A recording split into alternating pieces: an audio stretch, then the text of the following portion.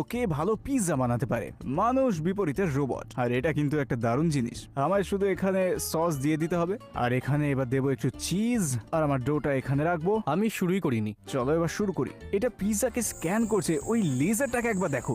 Sauce যাচ্ছে এবার, আর এবার ওর উপরে যাচ্ছে পেপারনি গুলো। এটা তো সুপার আনফেয়ার। ওয়াও, এটাকে লিউবে রেখে দাও। সত্যি বলতে তোমার একটা পিৎজা বানাতে বানাতে আমি কটা পিৎজা বানাতে পারি নিক। আমি তো এখন আমার ডোটাকেই বেলছি। আর আমি এখানে পিৎজাকে লেজার স্ক্যান করছি। শুধু সময় নিচ্ছ সেটাই নয়, এখানে পুরো নোংরাও করে দিচ্ছ তুমি। সৌভাগ্যবশত পঞ্চম রাউন্ডে পরিষ্কার করা হবে। হেল্প চাই তোমার? পিৎজা বানাতে জানো? একদম না। এই পর্যায়ে শুধু আমার পিৎজা বানানো শেষ করতে চাইছি, কারণ মার্ক এখন বানাচ্ছে। 4 নম্বর। হ্যাঁ হ্যাঁ, ঠিক আছে, তো তোমার কাছে আছে এখন 40 সেকেন্ড। 40 সেকেন্ডে হয়ে যাবে। চলো এখানে একটু অলিভ অয়েল অ্যাড করে দিই। ও বাদ দাও, 0 সেকেন্ড হয়ে গেছে আমার। আমারও ডান। খুবই খুবই আলাদা দেখতে দুটোকে।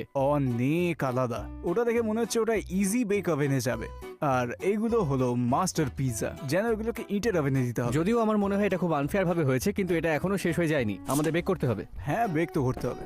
ঠিক আছে, সময় হয়ে গেছে। আর নিকের পিৎজা একটু ইন্টারেস্টিং লাগছে। আর রোবটের দিকে বলতে গেলে এটাকে দেখো। চোখের দেখা দেখলে রোবট কিন্তু এখনো পর্যন্ত জিতছে, কিন্তু খেয়ে দেখা যাক মানুষের আগে। এটা 4.8। এবার রোবটেরটা।